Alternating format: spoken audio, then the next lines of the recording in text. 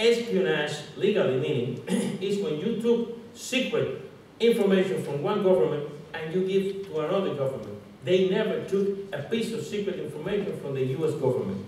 It's not my word. That's what the former head of the South Command of the US Army declared on their oath in the trial. But nobody knew that. Nobody knew that it was the longest trial in the history of the United States, that 2 admirals and 2 generals on their oath declared as witness in this trial, favoring the position of the defense of the Cuban Five, because there is a wall of silence about this case, a mysterious wall of silence in the free press in the world. And these are facts. That's what they were doing. They were not doing espionage. Just to give you an example of the spirit of revenge. This is a real case. Leandro Aragoncillo, he was the security officer in the office of the Vice President of the United States. He was making espionage for Philippines because he's a native from Philippines. He stole and sent through fax to Philippines more than 20,000 secret, highly secret documents from the office of the Vice President of the United States. First from Gore office and later from Cheney's office.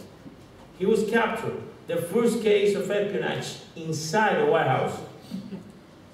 10 years and 5 with a parole. This Cuban 5, 2 life sentence, life sentence, life sentence, life sentence. This is a real case. Leandro Aragoncillo, Philippines. Remember the name. And what to say about people recently in the FBI is selling information, secret information.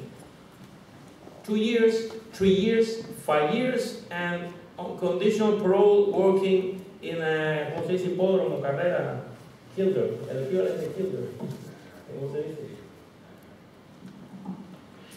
Working in a what? A horse complex when there are horse races. Kilder came to my mind. He's working. This is another real case. Or a gentleman, Iraqi gentleman, who lived in Detroit.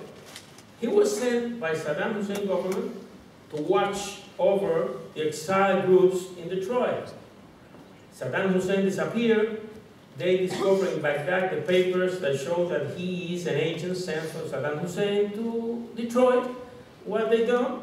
They expel him from the country. That is the normal procedure in that case. If you're not a national, they keep the guys, they took all the information they will be able to take and expel from this country. Never a trial. But recently, it was known, and we learned that the U.S.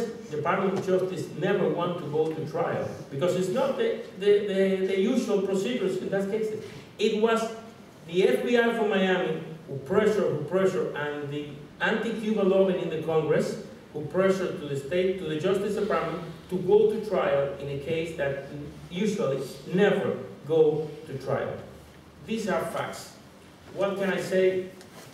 I have nothing to add to what these 2 distinguished gentlemen that precede me explain here about family, the treatment, etc., etc. But one of them, René González, is in the borderline of finishing the sentence, the maximum sentence that it was possible for his case. But the Miami federal judge, Judge Joan Leonard, put in his sentence 2 sentences amazing.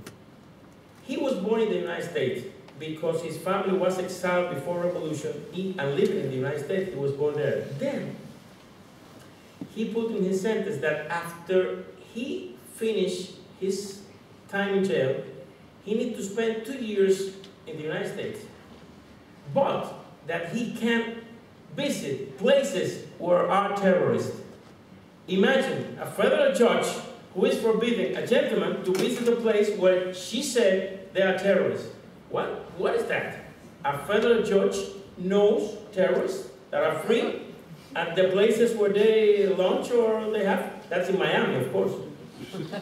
It's in their sentence. It's written. You know, in the U.S., judge never talk. They just read. They just write their sentence. It's written in their sentence. So, as I used to say, everything that we will be able to do for them is less to what they deserve. And that's all that I want to say. And thank you very much again for everything.